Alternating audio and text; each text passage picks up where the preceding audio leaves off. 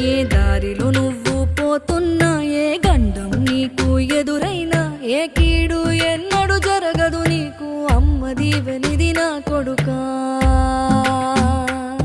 ఈ దిక్కులు నీతో కదిలేను, ఆ చుక్కలి దిష్టి తీసేను, ఏ గాలి ధూళి సోకదు నిన్ను, అమ్మ దీవెనిది నా కొడుకా.